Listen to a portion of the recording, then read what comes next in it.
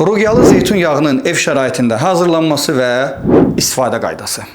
Ruqyalı zeytun yağının faydaları haqqında, onu necə hazırlamaq lazımdır, öncəki bir neçə videomda sizə göstərmişəm, öyrətmişəm. O videoları hal-hazırda ekranınızda görürsünüz, keçid edərək səhifəmdə o videolara baxa bilərsiniz. Bugün isə istifadə qaydası haqqında danışacağım.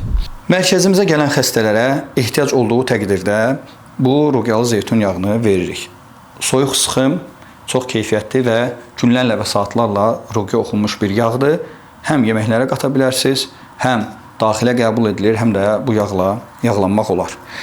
Deməli, ruqyalı su ilə çimmək proseduru bitən kimi elə hamamda ikən ruqyalı zeytun yağını bədəninizə çəkəcəksiniz. Tövsiyə edirəm ki, ruqyalı zeytun yağını hər bir evdə olan istənilən losyon, krem və yaxud sabun qabına tökəsiniz. Əsas odur, dozatör olsun ki, istifadəsi rahat olsun. Deməli, nə edəcəksiniz? Zeytun yağını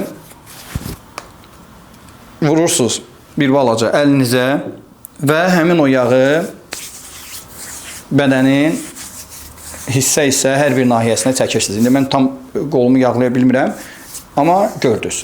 Ehtiyac yoxdur ki, yağ çox olsun. Yəni, belə götürüb yaxmağa ehtiyac yoxdur. Biraz götürdün, yağladın. Mən götürdüyüm o miqdar tam bir hissəyə bəs edəcək bir miqdardır. Bir hissəni etdik, sonra digər və beləcə bütün bədəni yağlayırsınız. Əlini satmayan hissələrə isə ailənizdən kimsə yardımcı ola bilər və bədəndə heç bir yeri buraxmırsınız, təpədən dırnağa qədər yağlanmaq lazımdır, heç bir yeri istisna etməyin. Niyə bu sözü deyirəm? Bəzi insanlar deyir ki, bəs üzr istəyirəm, övrət yerinə vurmaq olarmı? Axı, bura Quran oxunubdur. Bəli, olar. Və bura Quran oxunması mənəvi bir şeydir. Sən Quran-ı Kərimi, yəni ərəbcə olan Quran-ı Kərimi götürüb parası qoymursan. Sən sadəcə Quran oxunmuş zeytun yağını bədənvə çəkirsən.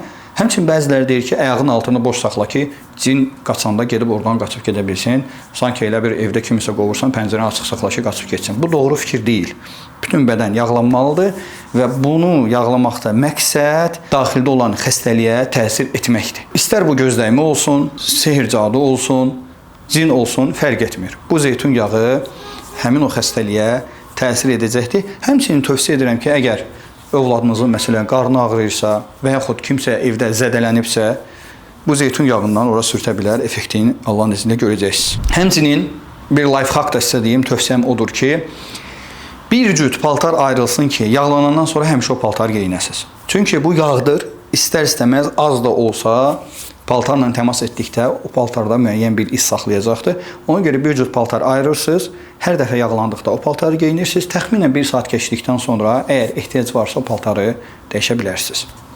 Tövsiyəm odur ki, çimmək və yağlanmaq proseduru axşam saatlarında olsun. Məsələn, işa namazını qıldıqdan sonra, axşam saat 8-9-dan sonra olsun ki, bundan sonra da ruqya dinləyib yatasınız. Yatanda həmin yağ dəri altına daha yaxşı çəkilir və təsiri də daha yaxşı olur. Bu yağı eyni qaydada daxilə də qəbul edə bilərsiniz bu haqda. Digər videomda danışacağım. Bu videonu isə bəyənib paylaşmağı unutmayın. Şərh bölməsində də öz təcrübənizi bizimlə paylaşın. Kim bu yağdan istifadə edib, təsiri nə olub, effektin görübmü, görməyibmü?